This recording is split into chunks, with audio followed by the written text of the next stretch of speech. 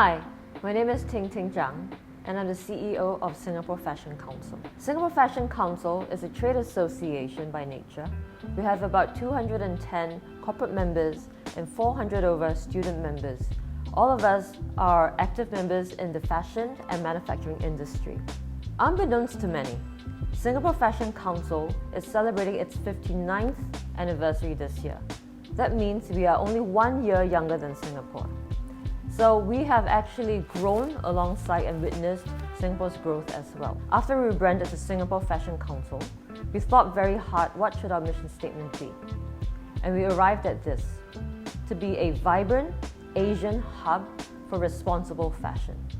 And responsible includes sustainability, equity, and inclusion.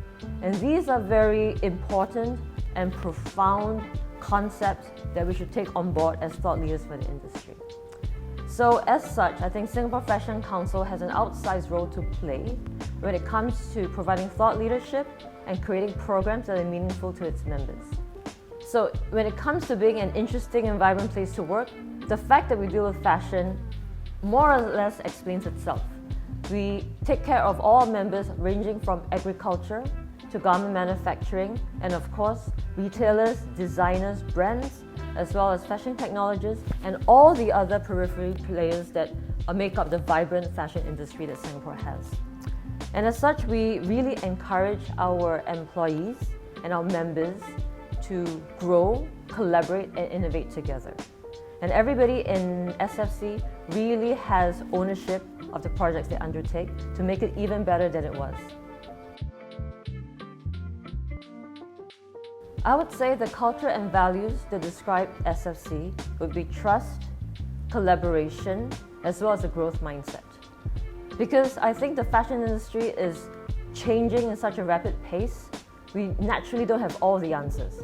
However, if we collaborate together and have the mindset where we can solve the problems together, I think almost anything is possible. But before we can even collaborate with each other, I think trust and the trust that everybody comes to the table to provide the right insights and with the right growth mindset is very, very important. So yes, I would say trust, collaboration, and inclusion. The fact that Singapore Fashion Council concerns itself with the fashion industry means that we are naturally inclined to diverse thoughts, and DEI is a very important part of what we do. So last year, we inaugurated Fashion for All. It is Singapore's, and dare I say Asia's, first inclusive fashion show, where we really embraced people of all representation, including gender identities, sexuality, as well as disabilities. This was the first for us, and that led us to having a really in-depth look into our hiring policies as well, and as such have instituted a DEI policy within Singapore Fashion Council. So I think Singapore Fashion Council and the pillars that we have makes it a very, very exciting place to be. At Singapore Fashion Council, we have 4 main pillars: sustainability, technology and innovation, industry development / internationalization, and retail. These 4 pillars, when joined up together, have an outsized impact. And no matter which parts of the fashion industry you're interested in, there's certainly a place for you to develop your skills and to hone your passion. So at Singapore Fashion Council, we really believe in developing our people. And personally, I believe in developing young talents.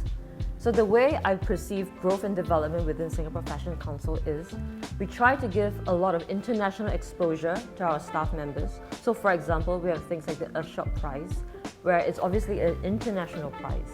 We try to partner with as many international players as possible, such as Mills Fabrica in Hong Kong or other partners in Japan, giving our young team a taste of what it means to have a global outlook. The other thing that I really believe in is cross-functional development. So at Singapore Fashion Council, we do try and rotate our staff around.